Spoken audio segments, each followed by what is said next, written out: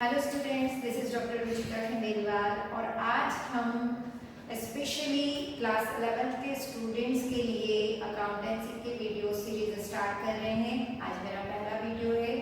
मैं थोड़ी सी बेसिक बातें आज करूंगी आपसे, क्योंकि जब 10th में हम पढ़ाई करते हैं तो काफ़ी सारे सब्जेक्ट्स हमें पढ़ने होते हैं और 11th में जाकर जब हम कॉमर्स सब्जेक्ट चूज करते हैं तो स्टूडेंट्स की एक जिज्ञासा होती है कि कॉमर्स क्या है, कॉमर्स सब्जेक्ट में हमें क्या पढ़ना है और क्या रहेगा, ये उनको पता नहीं होता, वो पूरी तरह अननोन होते हैं इन चीज़ों से। तो सबसे पहले हम उसी के बारे में बात करेंगे। कॉमर्स को हिंदी में बोलते हैं वाणिज्य। कॉमर्स एक ऐसा सब्जेक्ट है जो आपको एक सक्सेसफुल बिजनेसमैन बनाता है। आप अच्छे से बिजनेस करें, किस तरह से एक बेस्ट एंटरप्रेन्योर आप बन सकते हैं, या आप किसी इंडस्ट्रीज कंपनीज में जॉब भी करते हैं तो उस जॉब को आप किस तरह वहां परफॉर्म करेंगे, ये सारी चीजें कॉमर्स में सिखाई जाती है। कॉमर्स का एरिया इतना बड़ा है कि इसके अंदर अकाउंटेंसी, इकोनॉमिक्स, स्टैटिस्टिक्स यानी सोशियोलॉजी और साइकोलॉजी से रिलेटेड भी कई सारे सब्जेक्ट्स कवर किए जाते हैं। Management is the part of commerce, economics को भी कॉमर्स का पार्ट माना है, स्टैटिस्टिक्स को भी कॉमर्स का पार्ट माना है, and accountancy is a core subject of commerce. तो आज जैसा कि हम बात कर रहे हैं कि जब भी हम कुछ नया सीखते हैं या कोई नई भाषा सीखते हैं, कोई नई लैंग्वेज सीखते हैं तो उसका बेसिक सीखते हैं। तो आज मुझे ये कहने में जरा भी हर्ज नहीं होगा कि accounting is the language of business. Accounting business की भाषा है, is the medium of communication. ये एक संवाद का माध्यम होता है। आप अगर जनरल में कॉमर्स नहीं भी पढ़े हैं या आप 10th के स्टूडेंट हैं और जस्ट 11th में आए, तब भी आपने अपनी प्रैक्टिकल लाइफ में बिजनेस वर्ड बहुत अच्छे से सुना है। इवन आप मार्केट जाते हैं, सामान खरीदते हैं, खुद के लिए भी खरीदते हैं, और कई स्टूडेंट्स होते हैं जिनके फादर बिजनेसमैन है या जिनकी शॉप है, तो वो बच्चे ने देखा है कि हमारे पिता कैसे व्यापार कर रहे हैं, किस तरह वो माल लाते हैं और किस तरह बेचते हैं। तो जनरली आप इन सब चीजों को कहीं ना कहीं अपनी प्रैक्टिकल लाइफ में जानते हैं, लेकिन एक सिस्टमैटिक वे में, एक प्रॉपर लैंग्वेज में, एक प्रॉपर वे में आप किस तरह से बिजनेस को समझ सकते हैं, कॉमर्स को समझ सकते हैं, अकाउंटेंसी को समझ सकते हैं, ये आप 11th में कॉमर्स ऑप्ट करने के बाद ही जान पाते हैं।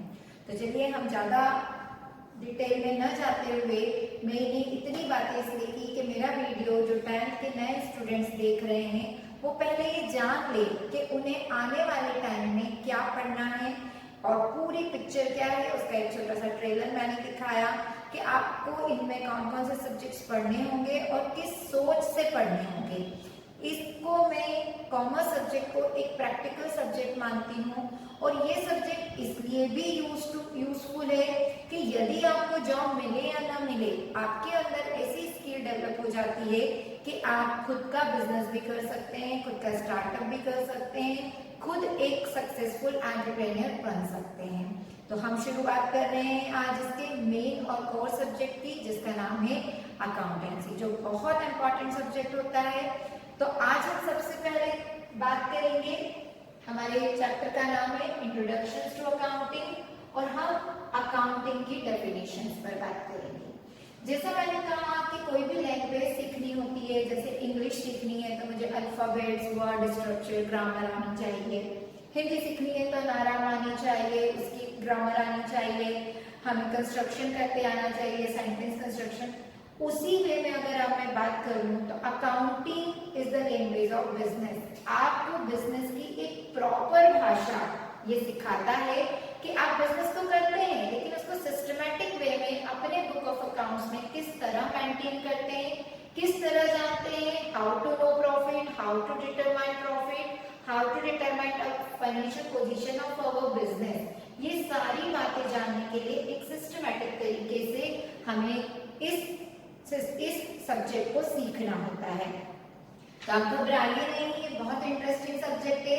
अगर आपने अकाउंटिंग की डेफिनेशन समझ ली तो आप समझिए कि आपने अकाउंटिंग सब्जेक्ट्स में क्या क्या पढ़ना है, क्या क्या जानना है, ये बहुत अच्छे से जान लिया।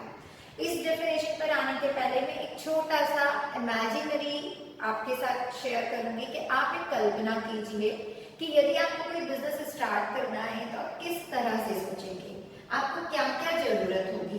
देखिए, मैं वीडियो पर पढ़ा रही हूँ इसलिए आप मेरे साथ शेयर तो नहीं कर सकते हैं, पर एज सच आप एक इमेजिनेशन तो कर सकते हैं कि आप अगर कोई बिजनेस स्टार्ट करना चाहें तो आप किस तरह करेंगे। फॉर एग्जाम्पल, एक स्टूडेंट है और वो चाहता है कि उसे क्लॉथ्स का बिजनेस करना है या कपड़ों का व्यापारी बनना है या किसी को व्हीट मर्चेंट बनना है, गेहूं का व्यापार करना है, तो वो क्या सोचेगा, सबसे पहले उसे क्या रिक्वायरमेंट होगी। तो अगर हम इसको थोड़ी देर सोचें तो हम खुद जानते हैं कि किसी भी बिजनेस की शुरुआत के लिए हमें सबसे पहले कैश की रिक्वायरमेंट होगी और उस कैश से हम क्या परचेज करेंगे, हमें एक लोकेशन चाहिएगी जहां पर हम अपनी फैक्ट्रीज, अपनी शॉप या जो भी जिस भी प्रकार का हमारा बिजनेस का नेचर होगा उस तरह का ऑफिस, शॉप या फैक्ट्रीज, अगर हम कोई मैन्युफैक्चरिंग यूनिट डाल रहे हैं तो वो हमें चाहिएगी।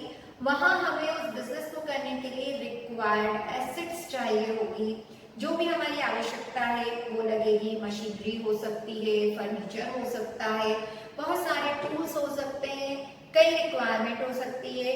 आपको लेबर की जरूरत पड़ेगी, कितने मैन पावर आपको रिक्वायर्ड है, कितने लोगों की जरूरत होगी, फिर आप जो बिजनेस कर रहे हैं उसका प्रमोशन कैसे करेंगे। ऐसी काफी सारी बातें हैं जो आप सोच सकते हैं, इमेजिन कर सकते हैं और उससे कई ऐसी टर्म्स निकल कर आएगी जो हम आगे की वीडियो में डिस्कस करेंगे, जो अकाउंटिंग करने के लिए बहुत इंपॉर्टेंट है। तो चलिए, हम सबसे पहले अगर हम बात करें कि अगर मुझे अकाउंटिंग के बारे में जानना है तो अकाउंटिंग को हिंदी में कहा जाता है लेखांकन, अंकों का लेखा। दैट मीन्स हम बिजनेस में जो भी क्वांटिटेटिव डाटा कलेक्ट करते हैं मनी की टर्म्स में, उसको एक सिस्टमैटिक वे में लिखते हैं। अब आप सोच रहे होंगे कि मैडम बिजनेस में कौन से डाटा कलेक्ट करते हैं, तो बिजनेस क्या है, व्हाट इज बिजनेस?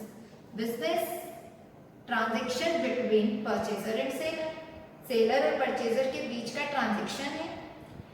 बिजनेस क्या है और सोचें तो इसको भी हम बहुत बड़े उसमें जा सकते हैं, लेकिन यहाँ मैं आपको बताऊं कि बिजनेस को अगर मैं सामान्य भाषा में बोलूं तो किसी भी एक प्रोडक्ट को खरीद कर दूसरे को बेचना इज अ बिजनेस। किसी कंसीडरेशन के बदले, उसके बदले मिलने वाला प्रतिफल जो भी है, जो भी आपको उसकी प्राइस मिल रही है, वो बिजनेस।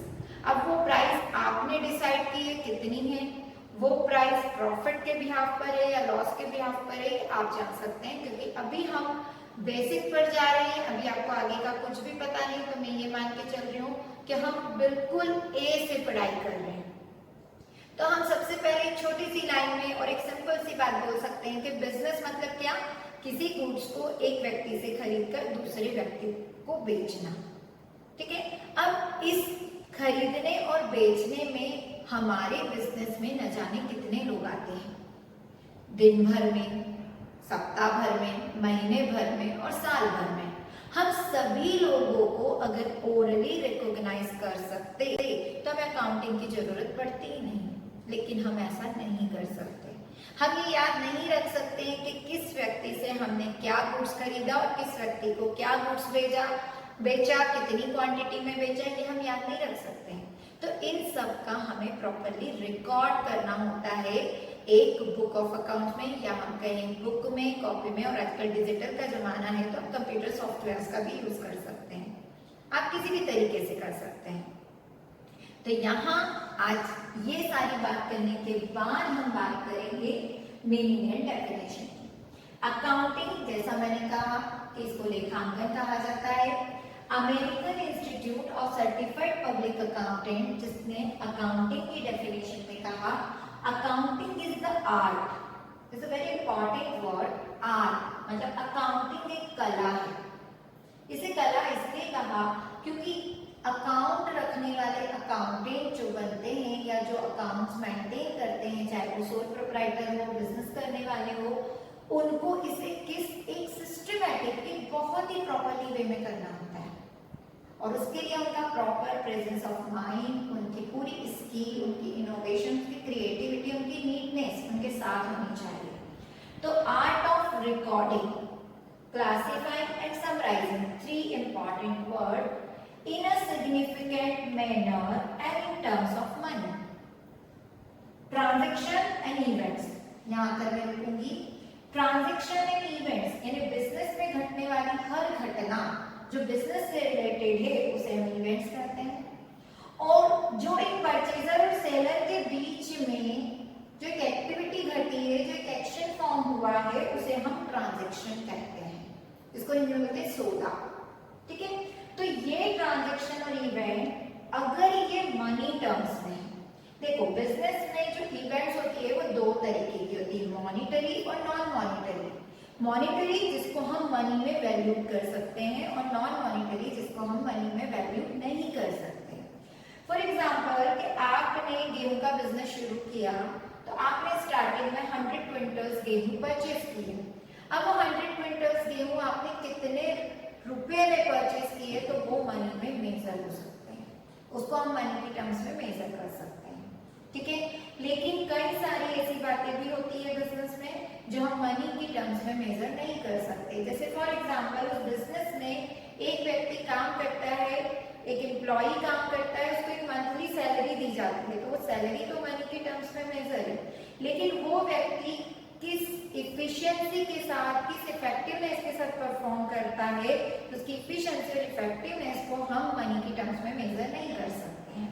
तो इवेंट और ट्रांजैक्शन वो जो मनी की टर्म्स में मेजर होते हैं उसको सिग्निफिकेंट मैनर में रिकॉर्ड करना, मतलब सबसे पहले हम उसको रिकॉर्ड करते हैं, फिर सेम नेचर्स के जो ट्रांजैक्शन इवेंट्स होते हैं उनका क्लासिफिकेशन करते हैं और फिर उसकी समरी बनाते हैं, which are in part at least of a financial character। which are in part मतलब जो कि टुकड़ों में भी हो सकता है, लेकिन उनकी कैरेक्टर्स फाइनेंशियल होने चाहिए, वो फाइनेंशियल नेचर के हैं और उसको हम इंटरप्रेट करके एक रिजल्ट निकालते हैं। उसकी जानकारियों को इकट्ठा करके उसको एनालाइज करने के बाद हम एक कंक्लूजन पर पहुंचते हैं और वो रिजल्ट हमारा होता है कि how to know profit. Profit कैसे जानना है, हमने कितना प्रॉफिट कमाया है, हमारे बिजनेस का फाइनेंशियल पोजीशन कैसा है। इन दो महत्वपूर्ण सवालों का आंसर हमें तब मिलता है जब हम अकाउंटिंग को प्रॉपर वे में समझते हैं। तो अकाउंटिंग करने के पहले हमें ये जानना बहुत जरूरी है कि अकाउंटिंग है क्या। Is it clear? तो एक बार फिर मैं रिपीट कर रही हूँ, American institute of certified public accountant की डेफिनेशंस में accounting is the art of recording, classifying, summarizing in a significant manner and in terms of money, transaction and event which are in part at least of a financial character and interpreting the result thereof। I hope आपको accounting की definitions clear हुई होगी। फिर भी इसकी definition बहुत सारे authors ने अपने अपने अनुसार दी है। इसके अलावा एक और इम्पॉर्टेंट डेफिनेशन है जिस पर हम डिस्कस करेंगे, American accounting association. Accounting is the process of, उस डेफिनेशन में अकाउंटिंग को प्रोसेस कहा गया है। Accounting is the process of identifying, measuring and communicating economic information to permit informed judgement decision by user of the information.